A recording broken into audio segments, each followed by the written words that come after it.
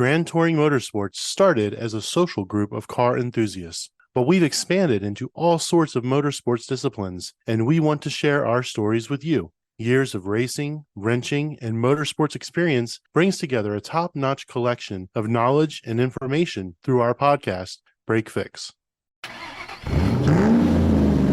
Hey everyone, Crew Chief Eric here, and with me today, filling in for Brad, is Mountain Man Dan. And in this episode of Break Fix, we're going to be speaking with Garrett Walls, who some of you may recognize from Chaz's Used Auto Parts, and also happens to be a GTM sponsor, winning our Sponsor of the Year award back in 2018. We're probably not going to talk too much about used parts or the yard, but instead we plan to dive into a conversation about the world of dirt track racing. And with that, welcome to the show, Garrett. Hey, thanks. I'm glad to be here. Before we jump into dirt track racing, why don't you tell us a little bit about the family business, the history of Chaz's? My great-grandfather had business. We've had it for generations. We've pretty much since like horse and buggy, really. Like the airfield in World War II, they used like fly planes in, and then they would fuel them up, and they'd go either across the ocean or jump on the carrier. Then I guess like the 50s or 60s, it got switched over to a salvage yard. I think it was Fair Brothers first. And then it ran over to Martell's. And then I want to say like 83 or 84, my grandfather bought it. And then from 83, 84 to 95, my father ran it, but it just wasn't under his name. And then 95, he finally bought it for my grandfather. So my father started 25 years ago. July 1st was the 25th anniversary. That was just a couple days ago. He bought it off of my grandfather when it was Martell's. Now it's Chaz's, like I said, his whole life. And I've done it my whole life, so I really don't see myself going anywhere else. Yeah, and I'm kind of stuck here. Prior to Chaz's ever becoming a sponsor for us, I had a fairly decent history of coming up to their yard and pulling parts. Chaz's isn't a new pull yard. It's not one where you have to have them pull, although they do have the side that pulls parts for you. Their yard's one of the nicer yards, in my opinion, in this area because they keep it fairly well organized. It's not full of mud holes and everything you have to walk through when out to the cars. And the prices have always been good, and the customer service is great. And I think the one question everybody wants to know is Chaz short for something? Yeah, Charles. Yeah, that's his first name. Oh, there you go. Very cool. Which actually leads us into our next part of the conversation. When did you actually start dirt track racing? In 2013 is when I started driving late model.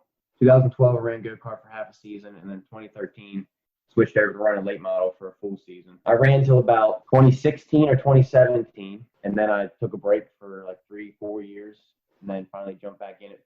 It was going to be full-time this year, but now coronavirus has kind of got everything messed up, so this hasn't even been a full season either. I hear that congratulations are in order. You won your first race. Yeah, very first. I haven't even won qualifying either, or I haven't been top on time trials either. This is the first ever win in general. Time besides go-karts. Go-karts, I won when I was doing it up in Susquehanna Speedway. I won my first race in go-karts, very first race that I ran, and then didn't win any after that. So what would you say compelled you to get into the sport? What drove you to it? My dad's been doing it his whole life, my whole life, so it's kind of just, it's a family thing.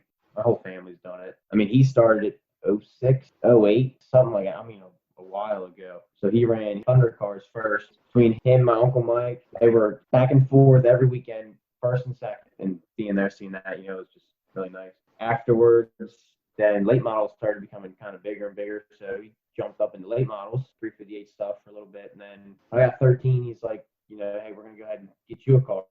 So I jumped into 358. I think it was either that year or the next year, he jumped into doing super late models, like 400 cubic inch stuff, like they run like Lucas Oil or Outlaws. And he jumped into doing that for like a year or two, kind of pulled out. The competition wasn't really as nice as it was in 358. It's not really, I don't know how to say, the 358 stuff's just more fun. It's just more fun to run in than the super late stuff, in his eyes anyway, which I could see that. We've known more people in the 358 stuff, and kind of, it's like a family.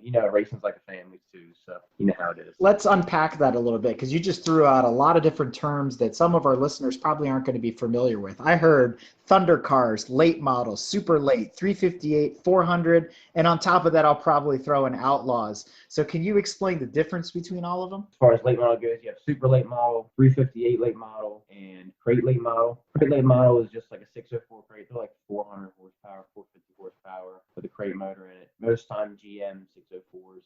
for those that don't understand, 604 is the cubic inch size of the engine. And what's the Gauges on it. difference between a late model and a super late? What makes the difference there? Is it the year of the engine or something else?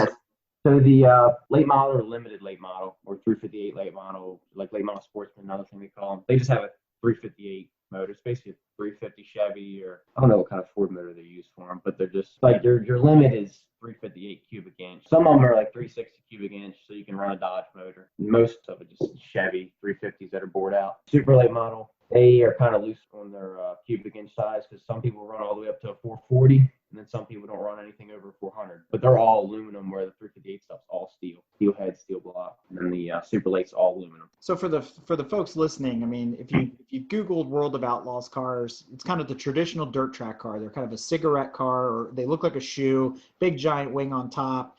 You know, the kind of the classic dirt racer. But these late model cars you're talking about, they're actually tube frame chassis cars. Yeah.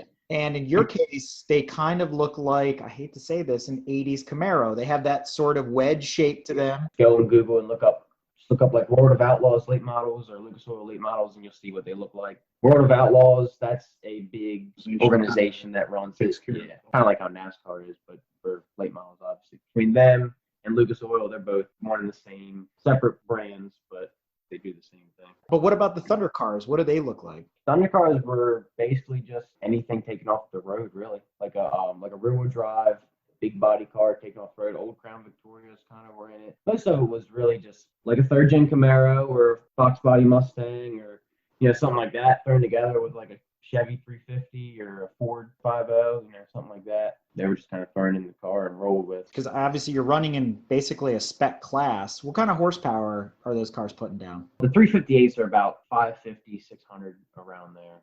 So it's not a lot, but it's not a little bit either. How much do they weigh in at? 2,300 pounds to 25. Depends. It also depends on the track. Some tracks you're allowed 2,250. Some tracks you're allowed 2,350. I think my home track is 2,300. You're allowed is your lightest, and then the heaviest you can be is like 25 or 2550. That weight, is that after you come in after a race with depleted fuel, or is that weight before you start the race with a full tank? That's after the race, depleted fuel, and whatever mud you have in the car. Sometimes you can pick up 20 pounds of mud and actually be 10 pounds light and still pass tech because you picked up 20 pounds of mud. Obviously, you go to impound after the race is over. They look over the car. It sounds very similar to some of the club racing and regionals and things like that. We've heard a similar story from guys with, formula cars and spec cars. They're brought to impound. They're looked over. If somebody's suspected of cheating, they're probably torn down. Is the same true in dirt track? I mean, they still have like a grace to it. You might have rolled over the scale at 22.9 instead of 2,300. If the car seems like it's all fine, there's nothing like out of whack enough, they'll let you roll most tracks. Most tracks around here, a lot of your smaller tracks are like that. Now, if you were running a big show, if you're like 1 pound light, you're disqualified. As far as tech and motors and stuff, it's really only if somebody kind of calls you, or if they have a high suspicion of you cheating, then they'll check your motor. Somebody can call you out and kind of put money on it that you're cheating. So what happens if they protest and they lose? Do you get that money? I'm not 100% sure how that works. I thought how it used to be was if somebody put $1,000 down, said you're cheating and you were cheating, then they kept the money, and then if you weren't cheating, then you got their money. That's how it used to be. Kind of like gambling, I guess. What's the safety equipment like? Fire suit, fire shoes, helmet, Hans device. Just now they started to require fire suppression systems. They have like little heat elements in them that detect a certain temperature. One runs in the cab, the other one runs the fuel tank. I think if one of them goes off, they both go off, but I'm not too sure. Then obviously just tube chassis or roll bars and all that stuff. Do you guys run carburetors or EFI? Carburetors. Yeah, everything's carbureted. Even the super stuff is carbureted. Because the big thing, they're not running gasoline. You guys run. No, we run alcohol. Yeah, so we run alcohol. Vodka, gin. What are we talking Whatever about? you want. Whatever makes it go fast. pure green. Yeah. We're up in the mountains. Yes, right. Make it shine, huh? Go figure. A drum of alcohol is about $300.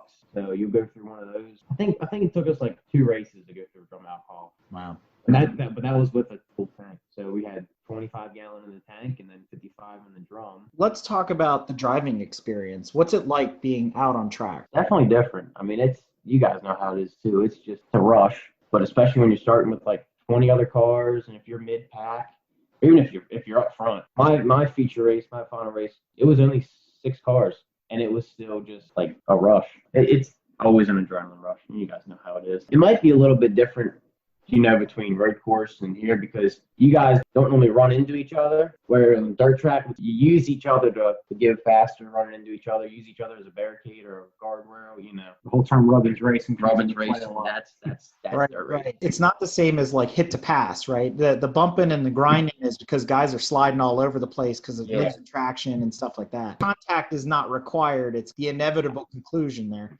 Yeah, it just happens. You and a bunch of guys go on the corner at 100, 120 mile an hour. And normally we estimate like 120 mile an hour on the straightaway, which you run as your top speed. So when you enter the corner, you're probably doing 100, 90, 100 mile an hour. And depending if you're on the top or the bottom, it also depends on your speed. You can get all the way down to 60, 70 mile an hour, where you can be still probably floating like the 90 mile an hour range around the top side. There's multiple lanes to a track. Like as far as road course goes, or even just oval, it's kind of like a 1-lane track. But as far as dirt racing, you can have a 1-lane track, you could have a 3-lane track, you could be able to fit 4 cars on some tracks. Depends on the track conditions, the weather, if it rained 5 minutes before you went out, or if it rained 5 hours before you go out, that changes everything. They got a special like dirt track Zamboni that comes out to smooth it out for you guys, or it is what it is? Well, they're supposed to. It's kind of hard to smooth them out. It's not asphalt. It's not just smooth, I mean, there's potholes and stuff in asphalt, but dirt is just hard to work with. And like sprint cars and stuff, they'll run up a track like crazy because they spin so much. They don't weigh anything and spin around. Like you get some small tire cars, something like they call them scramble cars. That's like your front wheel drive stuff off the road, neons, cobalt, stuff like that. And them small tires will tear up tracks too. So, we run like 28-inch wide tires, 29-inch wide tires, and they kind of float over the dirt, whereas some of that other stuff kind of digs in.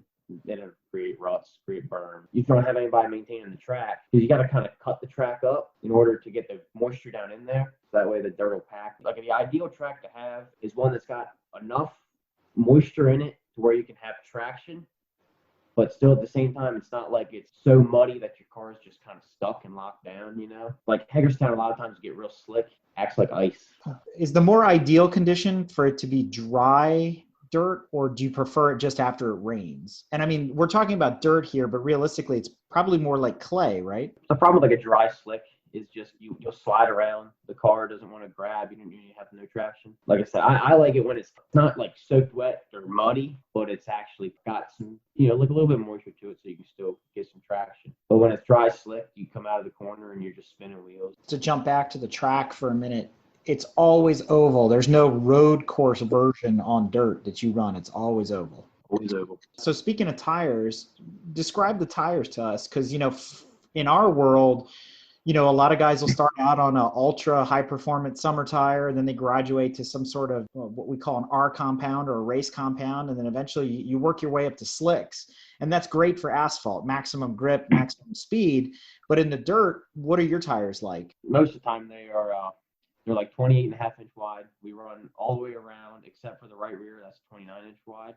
That's actually like a softer tire. Like they make it out of some sort of special rubber than the other three. We gotta run different compounds, 1300 all the way up to like 1600. Compound just determines the softness. So like a 1300 is softer than say like a 1400. Most time we don't ever really run anything over a 13.25 or 1325. The compounds go up in quarters, so like 25, 50, 75.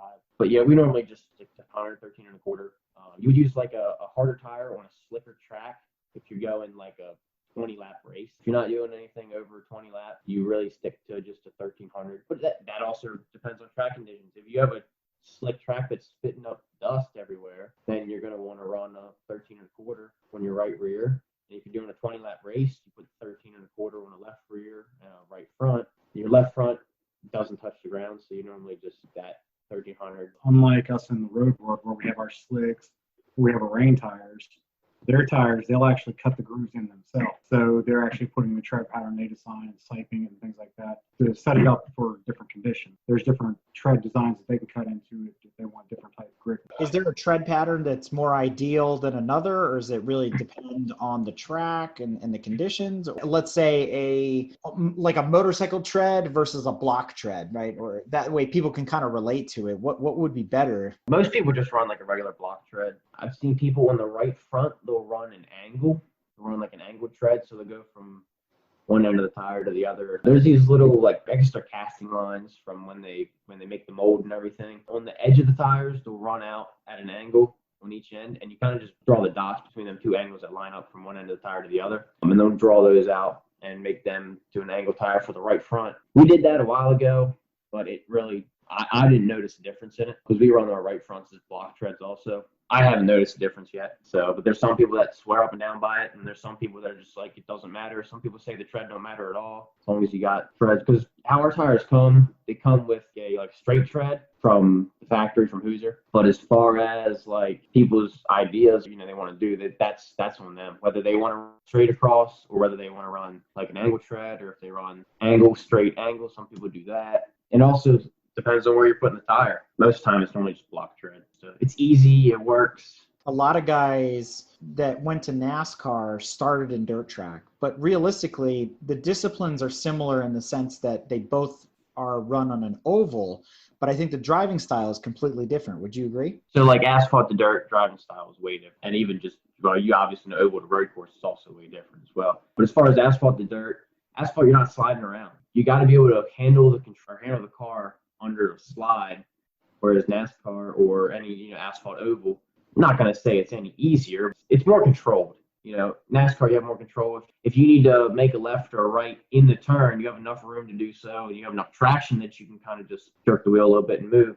Whereas dirt goes, if you're mid-slide and somebody spins out in front of you or two cars up, sometimes you don't have anywhere to go but into them. Your driving style's got to change. You got to change your distance for following. Following distance is really a big thing. Asphalt, you can be right up behind them. Dirt, sometimes even like 5-10 car lengths at times, depending on what it is. I mentioned to Garrett previously, dirt track in a way it's like the original drifting, because a lot of what they're doing is drifting just on dirt. But now drifting's a big thing. All these guys go out road courses and have the cars drifting around. Dirt track's been doing that forever. So it's I think drifting in many ways can get closer to dirt track than like NASCAR and road course. Even rally over in Europe, right? It's the same thing. Anything that's off-road with a car that, not like off-roading in trucks where they're doing, rock crawling and that kind of thing. But, it does conjure this image of, Lightning McQueen, if you watch the first Cars movie where he's like, you got to turn right to go left. I would assume that the driving style is very much like that. Your throttle steering, your counter steering, you're not just kind of chucking it in there and holding the line, like not to downplay the NASCAR guys, but they're dealing with a lot of centrifugal forces because they're going so fast, right? They're on that large bowl trying to maintain very high speeds versus, as you said, your highest speed, 120 mile an hour, but you're going sideways on dirt trying to maintain control at 90 mile an hour. That's pretty impressive. You really do. I mean, the steering wheel is more to the right than it is any other way. But I mean, still the fastest way around the track is as straight as you can keep the steering wheel, especially in late models because they have rear steer in them. They basically take a 4-length drag setup and they shorten up the left side bars. On the gas, the back of the car will pick up and it'll pull the left wheel. It'll start to pull it. You'll see it go not quite under the cockpit, but it'll be right behind the cockpit. Yeah, if you look at any pictures of them when they're turning or when they're rolling, you'll see the left rear is kicked up real high and the wheel is pulling under the body. It helps rotate the car and set the car over. And a big thing about these cars is you have to let them rotate. The cars move a lot. You can feel the car pick up, and letting it rotate is a really, really big part in it. Your driving style also will have to accommodate the car. Depending on the car, depending on the manufacturer, and just little stuff like that. Just depends on how the car feels and how you have to set up. I mean, it even goes down to what kind of rear you have in the car changes your setup, and what kind of shocks you have, what brand of shocks you have when the car changes your setup. It's a lot of little things will change your setup. I mean, even just like an inch of stagger will make a difference. My old car, my 06 Rocket, when you go into the corner, you would just slowly let off the gas, ease onto the brake, and then the car would start to rotate itself and set up. You pretty much just run it right out like that. It didn't matter where you were. That car just grabbed all the time. That's probably the best car I ever drove. So are they automatics or are they manuals, paddle shifters? What do you got in there? They're kind of like a power glide, like a direct drive. You have low and high, and then reverse. It's a 2-stick trans. But other than that, I mean, they're basically an automatic. Basically just a 1 gear. You only use high. So I was out here the other night hanging out and looking the car over up close, and the transmission itself is a very different concept than what we're used to, because even though it's technically an automatic, it does not have a torque converter. And where the torque converter would sit at, there's actually a pulley for a belt drive to come up to run a pump, which controls like his power steering, his oil, power steering, and fuel. They're all run off the pump that's run off the shaft itself. For setup stuff, the amount of shocks. They actually have a shock that mounts in the transmission tunnel to connect to it to help give suspension on the transmission itself because the amount of movement the chassis has. Interesting. So you were talking about applying the brakes in the corner. I'm assuming you're left foot braking when you're doing that, right? You're kind of ruddering the car, not taking your foot off of the accelerator and then stabbing the brakes and then getting back on, right? Yeah, it's like that's how that '06 car was set up. You know, you were easy on the brakes. You move the pedals together. Now this car that I have is a 2018. It's a Rocket. It's they call it an XR1. Like that's kind of like the chassis code or whatever, or their model, the chassis model. That one is just set up real tight, so you kind of have to abuse the car to make it want to rotate right. And you use a lot of three-wheel brake. Essentially, it shuts the right front brake off, so the right front brake won't lock up. So you only have the left sides and then the right rear that'll stop, and it helps kick the car sideways. But the car is set up real tight. It kind of pushes up the track, so you have to kind of run hard in the corner and jab the brake to get it to want to kick sideways. And then from there, you're kind of smooth running the brake and the gas together. It's easier to do than explain. And all of this happens in a matter of seconds. So it's like the blink of an eye. It's all going down in one shot. It's like a dance, you know, with the car and everything. I get it. It's cool. And I don't think the audience probably appreciates that there's a lot going on in the cabin of that car. You're just kind of watching it, you know, it's going around in circles, making a left turn, making another left turn, making another left turn. You're busy in there. It's not a cakewalk, that's for sure. When I first started doing it, I caught on pretty quick, but it wasn't, you don't just get in the car and roll. Like, you know, a lot of people think they can just get in the car and go, but it's not as easy as it looks. I mean, it took me a couple races before I could really keep up with even just the back of the pack. It was kind of couple races in. But, you know, the more time you put in something, the more seat time you put in something, the better you're going to be. Very cool. Tell me about your biggest oops moment on track. Got a couple of those. We also call them Code Brown moments. Yeah. I'm going to say probably I started second in the heat race of qualifying. It actually was a time trial show.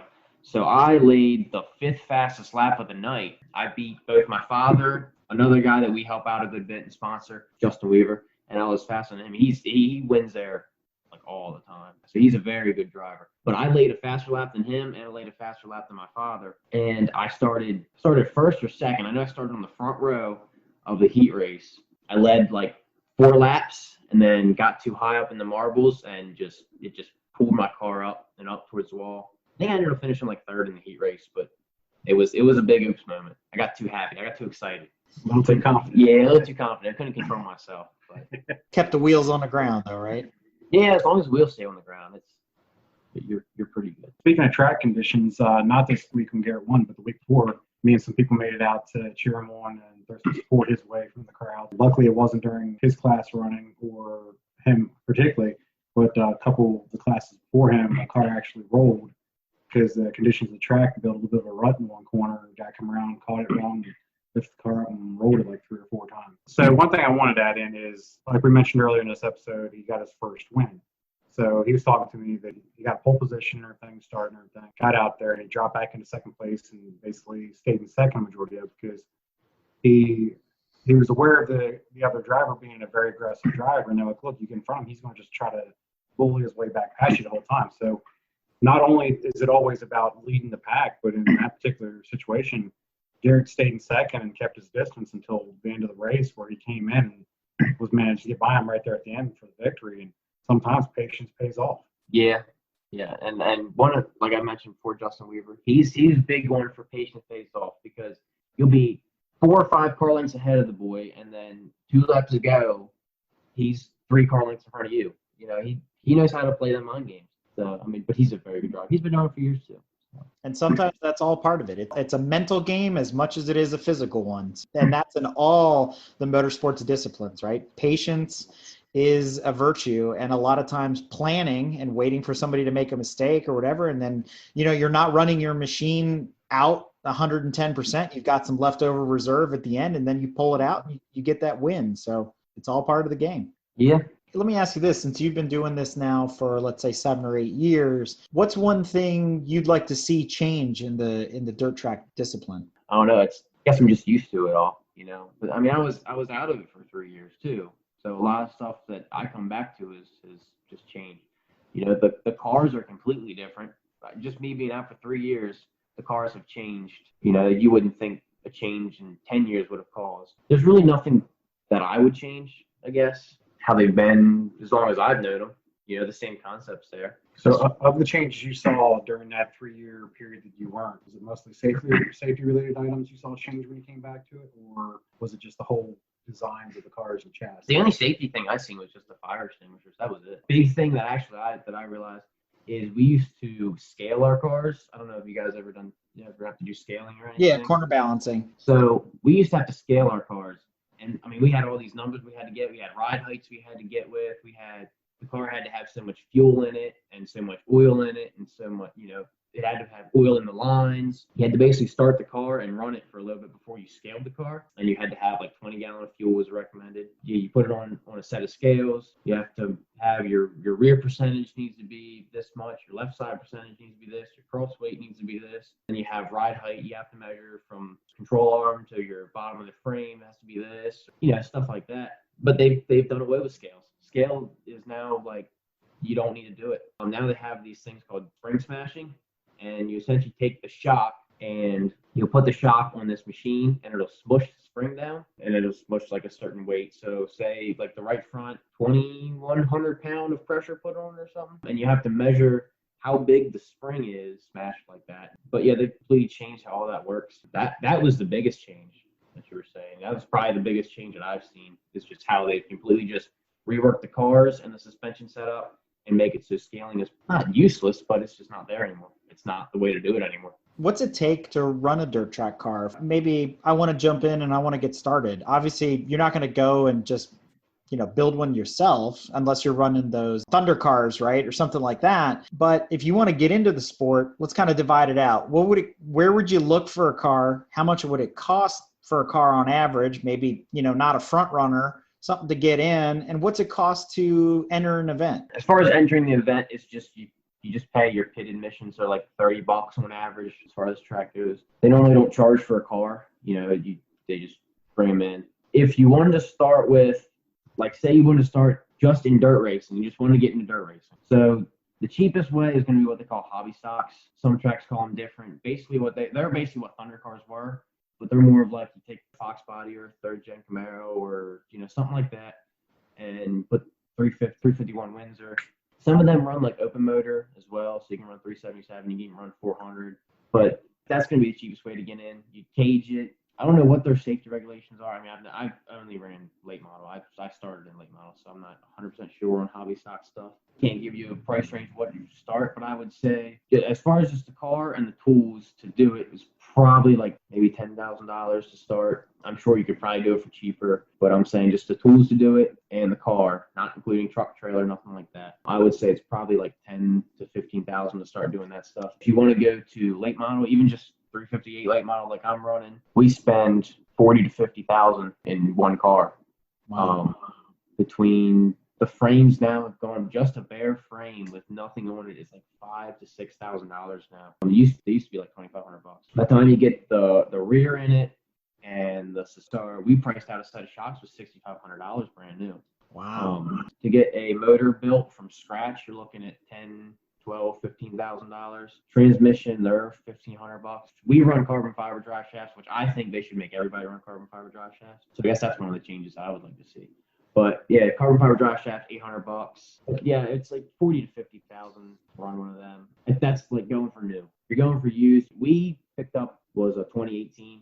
We bought that last year at the end of the year. We picked up for cheap. We picked up for under 28,000. And that was a race ready. You put it on the track and go. Actually, the guy let me take it down to 2 test sessions and test it before I bought it. He said, come down to the test session. You get to drive it, test it, see how you like it. I liked it the first night, so I took it home. He said, before you pay me, come run another test session and see how you like it. Make sure you still like it. I did. Still liked it. I ended up with it. Tires are about $200 a tire.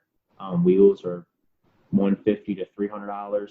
They don't weigh anything. I mean, they're extremely light. The material they use is very light aluminum, much like what's used on ATVs. People are familiar with 4-wheelers and stuff, how light the aluminum wheels are on that. It's very similar with these cars. And then a lot of them you guys have are bead lockers, aren't they? Yeah, we don't. The right side we run bead lock. The left side you can run non-bead lock. Interesting. My last question, talking about the racing part before we get into kind of the last section of the interview, what advice would you give someone that's starting out in dirt track? I would say you definitely want to get some practice sessions in before you go out and race. Susquehanna Speedway, or BAP Speedway as it's known now, will let you rent the track out so you can run it with either just you, or you can get a couple of people with you. What we would do is normally every year we rent the track out in the beginning of the year between normally me, my uncle, my cousins, our whole family kind of pitches in. If you can do it, rent the track out. If you never, even if you've ran a race car before, I still recommend renting the track out if you're switching over from like oval or something like that. That helped me a lot. I mean, I probably ran like 100 laps on that track that night when I first started. Yeah, and then once you get the feel for the car, once you know what the car is doing, know how it responds, I would suggest you go to a practice session with other cars on it, so you kind of get a feel for other cars on the track with you, because they're most likely going to pass you. If you've never ran with cars before, even just on a practice session, it is still a big difference just from running open with nobody there to running with people who've been doing it for years. So yeah, I would jump to a practice session and then open up to a race. Racing is a big jump from doing practice because people are a lot more aggressive. They're way more aggressive. It's kind of a gift. Do you go into this with any sort of coaching? Because, in the road racing world, a lot of people will start in high performance driving where they've got somebody in the right seat with them, telling them what to do and where to go and where to turn and hit this apex, brake here and all that. And then graduate to something else, be it time trials and then club racing and then so on down the line. Is there a similar format for dirt track? No, it's basically you just jump in the car and drive. Yeah, there's no right seat. There's no right just seat. A single seat in the vehicle. Now they do have. You can go to a school that Dale McDowell. He has. I think it's like Kentucky or Tennessee, wherever. He's got his own racetrack and everything down there, and he teaches people how to drive. He has one of them 2-seat late models. I think what he does is he'll go out on the track with you, or one of his instructors go out with you. You'll run around the track for a little bit, and then you switch over to a 1-seat late model. That 2-seat throws the weight off a lot. So then he'll run, like if the 1-seat late model you got there run. It's hard to tell somebody when to brake or tell somebody when they need to gas up. If the car is not getting set up right, or if the car's not rotating right, you're gonna push. You're gonna be tight. You just got to get in, feel the track, and drive. I mean, that's really it. For you getting out on track, since there's not much of a coaching like it is on the road course, how much of that did you use just visual perception, watching the guys in front of you, watching where they would turn in, watching how far they would kick? How much of that did you take in when you started driving, of observing how the other guys drove, to pick up on that sort of stuff? Kind of gonna break that down a little bit, because like when you go to the track and you watch the people run, if you've never been in the car before, you don't know what's going on. Like, I'm being dead honest, you don't really know everything that's going on. Like when I started, I was also 12, 13 years old before I really ran the car. So my dad was trying to show me, listen to where he picks up throttle, listen to where he brakes, listen to where he pulls off the throttle a little bit or gets on it hard, stuff like that. You don't realize how much of a difference it makes when you actually drive the car to realize where the throttle is and where the brake is. So the first time I actually tried listening to a car without being in the car, I didn't really pick up where anything was going on, because you kind of don't get them cues, or you can't really visualize yourself in the car getting them cues, or when to pick up throttle, when to brake. After I drove the car and was in the car for a little bit, I realized, okay, well he lets off at this pole, or he lets off at this part of the wall. Use kind of like landmarks to judge where you want to lift. Williams Grove is really good for that, because there's like 3 poles on each corner, and you can know how the track is, know what pole to lift. So that's a big thing that really would change it. Now, since I've been in the car for a while, I have a couple years behind me, I can go to the corner of the track and tell you exactly where I lift and where I pick up at, where I brake, and how the car is going to react at that point. I can go to the track and tell you, you don't want to run that line because it's going to be slick, or you don't want to run that line because it's going to be way too heavy. And you just pick that stuff up from doing it, being there. Even though you guys are competing against each other, there's a lot of knowledge sharing going on in the community, because you just said yourself, if somebody asks me where my line is, here it is. But granted, it's always going to be variable based on the dirt conditions and the moisture and the humidity and all that. But is that a fair statement to say, there's a lot of sharing of information going on before you get out there and go door to door? But I don't know how your guys' teams, separate teams work together. Like the way the dirt track thing is, if I go to the trailer next to me and I need something, most likely they're going to give it to me. They're going to help me out. Like, for example, I had a run in a couple years ago. I bent the front bumper on my car, and it was pretty much unusable. Basically kind of knocked me out of the race. We had a boy come like 3 trailers down. He came down, brought us a bumper, said, dude, look, we want you back in the race. Here's a bumper. Go ahead and get the nose back together. We'll help you. They helped us put the nose back together. They helped us get it all back together. ended up getting on the track. So my dad goes to get ready to break it all down. We go to break it all down. He goes, no, just keep it. We don't need it. They're good. We got like 3 other ones in the trailer. So it's a lot of, like I said, I don't know how it is for you guys. I don't know if you guys have like rival teams like that that'll just come to you and help you. But the dirt track community, it's honestly like family. They do come and cater to you and help you if you need it. I'll say it being like family, it's one of the things in our environment on the road course. We're always helping people out, even guys that aren't in the club. Right. But one thing I was talking to Eric about earlier is, and you and I had mentioned, is the fact that one thing that we don't see as much on the road course side is that family tempers flare in the dirt track community, where it isn't uncommon. They'll come off track, be arguing and yelling, and sometimes it gets to a little bit of a scuffle.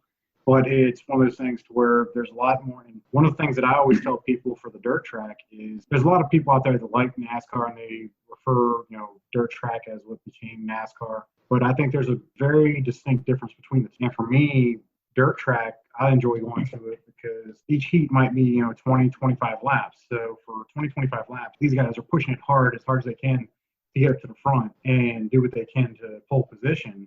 When NASCAR, you're sitting there for 300-400 laps just watching them go in circles. So dirt track I find much more enjoyable. And on the spectator side of it, the great thing is a lot of times it's BYOB. So people will be sitting up in the stands with their coolers full of beer and just enjoying it and getting rowdy. And the great thing about it is it's not much of a difference to be able to go into the pit area and be able to hang out with drivers and stuff in between races. I will say I was invited to go once to Lincoln to watch a World of Outlaws race. And, I was hesitant at first coming from my background. But then again, I've said it many times, I have an appreciation for anything with a motor and a way to steer it. So I was like, you know what? Let's go. Let's send it. I want to see what it's all about. And, I took my wife at the time before we had the kids. To Dan's point, it's very family oriented. It's very down to earth, very grassroots racing. But on the same token, it was an absolute hoot to watch. And I couldn't believe how much fun it was. And now kind of looking back, now that all of us have to wear masks every day, everywhere we go,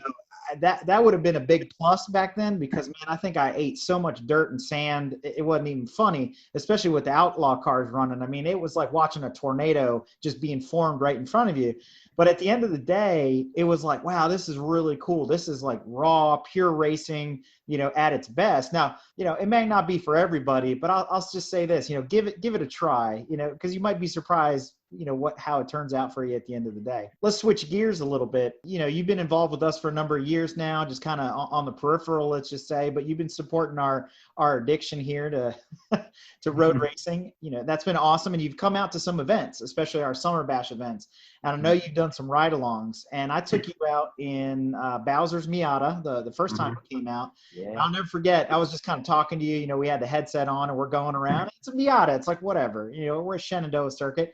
And I asked you one point, you all right? And you said to me, yeah, I just never thought we could get this much rotation on asphalt. Yeah, I didn't realize the car moved like that on asphalt. I mean, describe that experience. Now you've been on a couple ride-alongs. What do you think of circuit racing?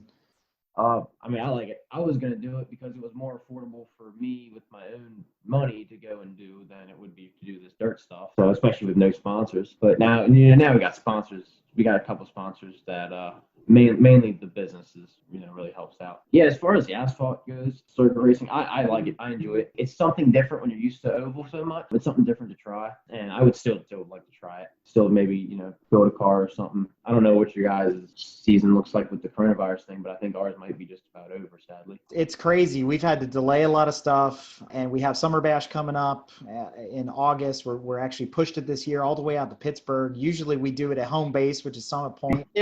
Everything's changed. Everything's up in the air. It's really difficult. But you talked about coming out and doing road course racing and potentially building a car. And I think a lot of our listeners don't realize you're actually an avid BMW fan. So how did that happen? Yeah, well, actually it started with my father, and then my father got my uncle addicted, and then just between my father and my uncle, got me into it. So actually we were talking about this today. My dad, the reason why he got into BMWs in the first place was because we had one come in the yard that was totaled in the front and back. It was a 7 Series. It was hitting the front and the back, like real bad, smushed up. and you could still open up the door and get in and out of the car with no issues. So that was the big thing with him, with safety. And they're pretty quick for what they are, especially when they weigh 4,500 pounds or whatever. They're basically boats. They get out of their own way. My M5, that's a 4,000 pound car, but it doesn't feel like it. I feel like I can move that thing around the road like it's a light car, and they look good. That's my thing. I like the way they look. So let's talk about your growing BMW collection. So why don't you tell everybody what you got? Do we have enough time? Anyway, so my daily driver is my M5, 2000 M5. That's an E39. 39, yep. I picked that up in Owens Mill. Some people that watch this might know Mike Vayner. Yeah, I got it from him. It's actually a German imported, so everything's in kilometers, Celsius, and all that stuff. The craziest thing that I realized with it was in Germany, they don't have the clutch safety switch. So you can just get in it, start it, and roll. That was pretty amazing. I just figured it was just kind of like... Yeah, American cars have a lot of additional safety. Yeah, there's a lot of safety stuff. Not to talk bad about Americans, but we need the additional things to prevent accidents. That's my daily driver. My TI that I've had for like 3 years and haven't touched. My project car that I'm going to get done eventually. That's an E36 318 Ti, right? 318 Ti. Yep. Cali top. So it's got a canvas roof on it. It's like a really big sunroof, basically, but it opens up. So like a convertible. My Z3 that I have, my Z3 Coupe, I got that out of Virginia. They're extremely rare as it is. And then, being one from America, I think I read on the internet, it's like 6,000 of them were brought to America and Canada. Just having one is like, I guess, a needle in the haystack kind of thing. Yours is a non-M. Nah, mine's a non-M. Yeah, mine's a non-M. But it's still got the M54 engine in it, just a 3-liter, naturally aspirated. But they're light. The thing weighs like 2,some hundred pounds. Do you call it a clown shoe like everybody else? Yeah, it's a clown shoe. The thing's ugly, but it's beautiful to me. So my dad's like, man, that thing is hideous. How can you even like? I was like, but it's so ugly, it looks good. I remember the first time, it was shortly after you bought it, I think, that you came over to my house to do some shooting and you drove that over, and I'm like, what is this? Yeah. That was not good getting up the driveway. It's lowered. Yeah. So you got those 3. Is there a BMW on the wish list? Like something you really want? Probably E46 M3, but I think the next thing I'm buying is going to be a C6 Corvette. I'm getting away from just for one car at least. We were talking about building a BMW track car there for a while. Is that still? Yeah. I still have the car. I walk out, go into work, and see it every single day. So I don't know. It might get. And that's an E36, correct? E46 actually. Oh, E46. That's right. 325. Yeah. But I was going to put a 3.0 motor in anyway. Or I was even just looking for trying to find a 330 coupe. Or we LS swap it. Well, if we're going to talk about engine swaps, wasn't there a BMW V12 you had laying around you were planning on doing something with? Yeah, that was going to go on the clown shoe, actually, E3. Nobody's ever done it. I can't find one anymore. Nobody's ever done it. Even BMW hasn't done it, and they do crazy swaps all the time. They did a V12 and a Z3 Roadster. That's how I know it's going to fit. So I still might do it. I don't know. We'll have to see. And we'll have you on. We're going to do a BMW owners episode, good, bad, and indifferent. What do you think of the new BMWs? I like the M2s. They're really, really sweet. The M8s are also. They're all fast. They're all fast. As far as the way they're never going to look like an older BMW. They're never going to. To me, they're never going to be a classic like what these ones are. Obviously, in time, yeah, they're going to be a classic because somehow they revolutionized the car community, I guess you could say. But as far as like an E39 M5, I don't think there's any M5 that compares. And that's even been, I think it's Car and Driver, Road and Track. One of them said the E39 M5 is the best driver sedan you can buy.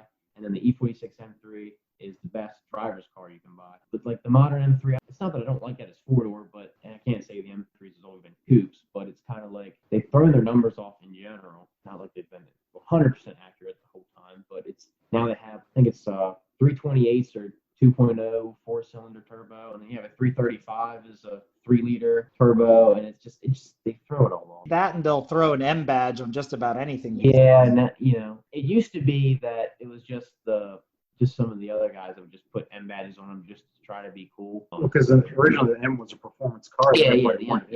The M badge was a sign of performance, and then everybody wanted to do the clone, so everybody like, ooh, that's an M. Right. But now. So now it's like they don't even they'll put an M badge on everything. You can have an MX1. It's crazy, and they're front wheel drive. M235i comes to mind, right? You're like, what is that? Yeah, I don't know. I guess it's supposed to be poor man's M2. I don't know. I'm sure it's quick. I'm sure all of you guys know as well as I do. Anything coming from Germany is a pretty pretty stout machine. They're all well built. The new Supra, I kind of like it. I know I'm probably gonna have Toyota fans hate me for saying that, but I mean I do like it. But it is basically BMW Z4. Yeah, oh yeah. I mean, that's okay. I call it the Zupra with the Z. Yeah, the Supra. Yeah, it's the Supra. It's been proven that I think like 90% of the components on it have the BMW logo. So I think the new BMWs are cool. They have some pretty cool things. I like the heated and air conditioned cup holders. That's pretty cool. The X7 has that. If I had all the money to spend and I had to get like a new big SUV, I would probably buy the X7. To be honest, because it just looks freaking cool. you just want your drink to stay cold. I want my drink to stay cold. You know, when you're going down the road, you got a beer. It's got to stay cold. You know.